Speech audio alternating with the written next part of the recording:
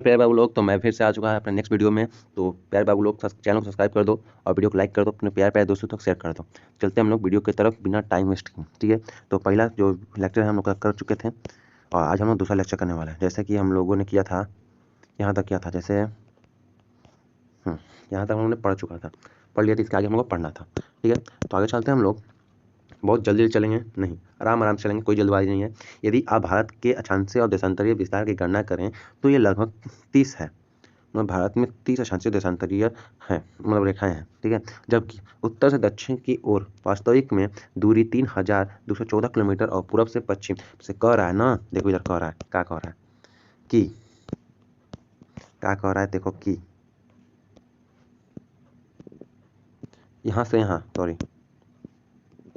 यहाँ से यहाँ और यहाँ से यहाँ तक का दूरी, देखो ये वाला दूरी जो है ना, ये वाला है 3214 किलोमीटर है और ये वाला है 2933 किलोमीटर है। ठीक है, ये बतिया कह रहा है, समझ गया? तो समझ गए तो बात क्लियर है, आगे बढ़ते हैं। ओके, ये बात समझ, इसका स्क्रीन शॉट लेना था, ले लो स्क्रीन शॉट। ठीक है, आगे चलते हैं। आगे दिया है तो इसका यहाँ तक काम खत्म है, आगे चलते हैं। यहाँ पर देखो यह अंतर थोड़ा सा बड़ा करते हैं, हाँ दिखाई दे रहा है ना। यह अंतर इस तथ्य पर आधारित है कि ध्रुवों की ओर जाते समय दो देशांतर रेखाओं के बीच की दूरी घटती है, जबकि दो अक्षांशीय रेखाओं के बीच की दूरी हर जगह एक सी रहती है। ठीक है, बात समझो। देखो कह रहा है ना कि जैसे हमने आपको बताया था, पढ़ाया था, यहाँ पर देखते हैं इसे, क्या पढ़ाए थे हम आपको, याद है? कि देखो जैसे कि मान लो ये एक पृथ्वी है, पृथ्वी में जैसे कि हम देशांतर कर रहे हैं ना, बात ऐसे यहाँ से यहाँ जाएंगे और यहाँ से आएंगे। देखो ये दूरी क्या हो रहा है, घट बढ़ रहा है।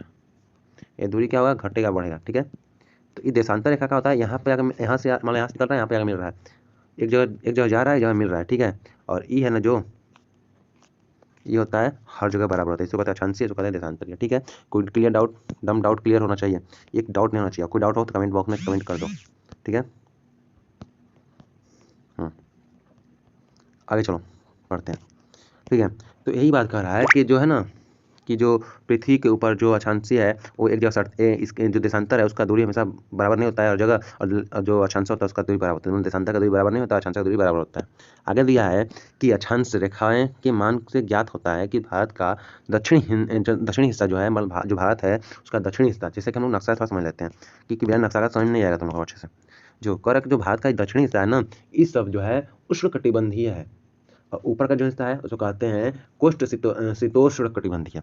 ठीक है, इसके ऊपर का ये वाला भाग, तो नीचे में क्या है, इसको शीतोष्ण उष्णकटिबंधीय कहता है, या कि नीचे वाला पर ज़्यादातर इसका टेम्परेचर ना क्या होता है, देखो जो चीज़ जितना भूमध्य रेखा के करीब रहता है ना, उसका टेम्परेचर उतना ही ज़्यादा रहता है, हाई। तो इसका जो टेम्परेचर होता है सालों भर ना 20 डिग्री से ऊपर ही रहता है, 20 डिग्री सेल्सियस से ऊपर रहता है, नीचे नहीं आता है। ठीक है, मतलब यहाँ पर सालों भर कह सकते हैं गर्म गर्म माहौल होता है थोड़ा सा।